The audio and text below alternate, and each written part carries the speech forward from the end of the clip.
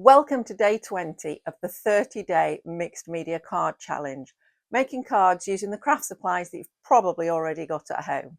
If you want to find the other videos on screen, description below, look on the channel, and this is the card we're making today. So let's get started. You're going to need a card blank or a piece of card folded in half.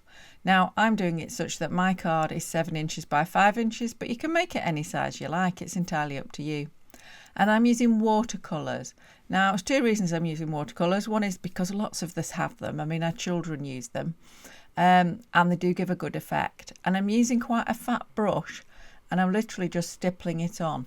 And I'm just going to cover half of the card. And I'm doing it like this so you don't get such a flat colour. So the idea is it'll be a little bit more textured in appearance, even though there won't be any texture there. Hope you know what I mean. And I'm just going to say I've just done it with the card as it is, but it is a good idea to put a piece of paper between the front and the back of the card so you don't get paint on the back. Now, as I say, I've done half of it red, and now I'm swapping to green. I'm not letting it dry because I don't mind them merging in the middle. If you want a distinct line between the two, make sure that you let it dry before you add the next colour. So you can see they're sort of going on top of one another in the middle, and I'm quite happy with that. But it's up to you. And with all watercolours, if you add more water, you get a softer colour, a lighter colour. If you just have less water, you're going to get a stronger colour. And once you've got all your watercolour on and you're happy with it, you just got to leave it to dry. And then I'm simply taking a piece of lace and gluing it on top. I'm going to use a PVA based glue. This one's called decoupage glue, but it's basically just like Mod Podge or similar. Just put a layer of it on top. Again, don't get too carried away because the glue is water based, so it's going to try and pull your watercolour paints off. And then once you've got the lace down, a bit more of the glue on top. I'm just going to hold it down nicely. It's a light piece of lace that you can see through, so it's not going to take too much to hold it there. Just giving some nice texture. And then it's going to be time for my topping in the middle. But one extra step you can do is if you've got ink pads, you can run them around the edge of the card, and it just puts a border on the edge. And you can do it on just the front, or you can do it on the front and the back. It's up to you. Hope you're enjoying this video, and if you are, could you give it a thumbs up so it spreads to more people, please? Thank you. So you can see I've decided to put green all the way around, and I've decided to do it on the front and the back.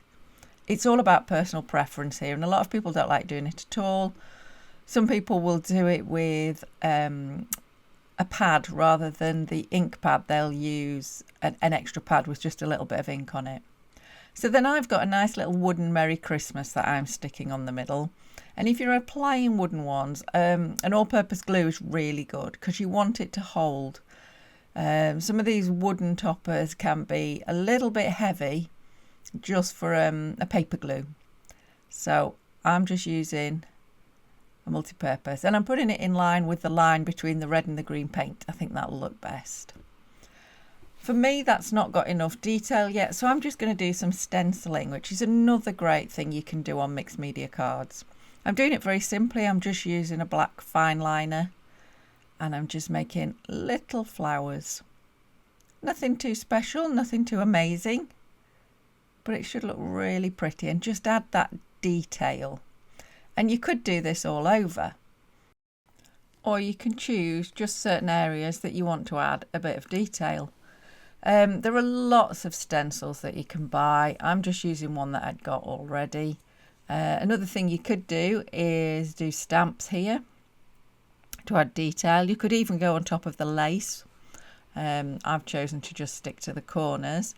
And then I'm going to use Posca pens because they're really good paint pens, and they're just going to add a little detail. So I'm literally just using spots to add a bit more interest. And I just think it's going to bring those corners, you know, give them a bit more brightness, make them stand out a little bit more. And obviously you could do as many different colours as you wanted to here. So I'm adding a bit of red on red and green on green, and then a little bit of green on red and red on green. Oh, I don't know whether I've got all that the right way around, but I hope you can see what I'm doing. But they are great for detail, so I do recommend them, and they are very vibrant. Yeah, let's get a bit of green on that red.